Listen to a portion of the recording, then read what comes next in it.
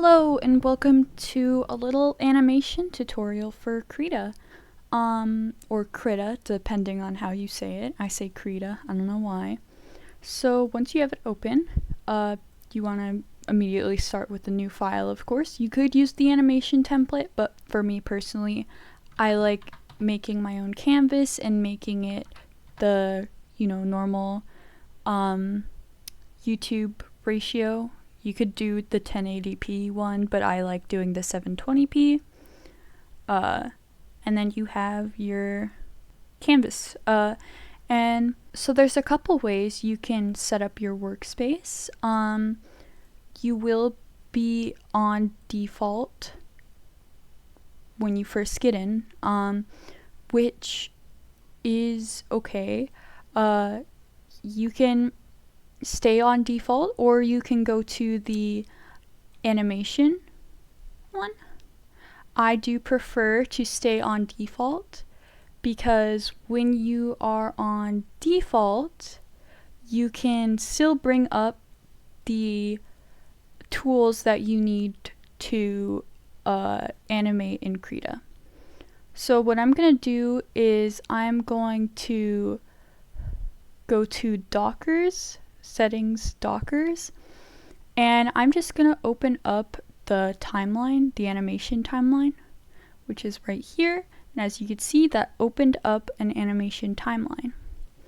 This is where you, right here, is where you set where you want your clip to start, where you want it to end, and how many frames per second that you want your animation to go at. I'm gonna go 18, why not? And temporarily I'll just have the clip end at 10,000. And now that you have this, you're basically ready to start animating. If you do want to animate to audio, you can do that with this button right here. You just click it, you press open audio, and then you click on the audio that you want to open. So once it's in there, you can press play, and your audio will be in there.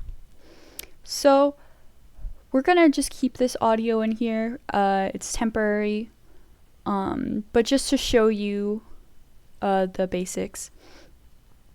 So you can, if you can see, the frames are here, of course. So to make a new frame, you're gonna press this button, add a blank frame. That's how you add a blank frame. And so let's say I want a person looking this way. That's not what a person looks like. I don't know. We'll roll with it. You want a person looking that way, and then let's say you want the next frame. You click where you want your next frame to be, and then you click the new blank frame button. And as you can see, there's no onion skin, and you're probably saying, oh, I want onion skin because I'm planning to do frame by frame animation, things like that. You can go here and edit your onion skin, but it's not going to show up unless you go to either the layer up here or the layer down here and click on the light bulb icon, and that makes the onion skin visible. You can edit the colors and tint of your onion skin and everything if you want to. You don't have to. You can keep it as green and red. That's what I do. So now you could see the onion skin, and so you could draw in your next frame. And then you could draw in another frame. And then boom, you got your frames. And if you want to preview it, you can always just go to the start and press play. Like that. And there's also, you can duplicate frames. So this is the same frame as that one. So you can see here. And you can delete frames with this button. So that deletes that frame. It wasn't a very good example, so I'm going to duplicate this frame, I'm going to bring it up here so that you could see the difference. I'm actually going to turn off onion skin so you could see the difference. Then I'm going to delete that frame, and now that's gone.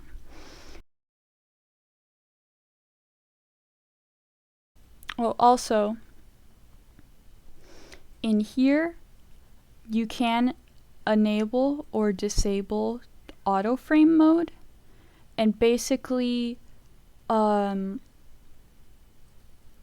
means if I'm right here and I draw on this layer, it's going to duplicate, or on this frame, it's going to duplicate the last frame and add what you drew to it.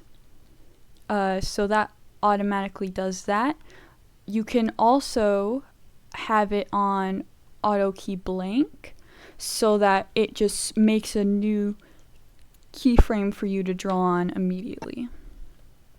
That's basically all I have to say. Thank you for watching, and hopefully you enjoyed my tutorial.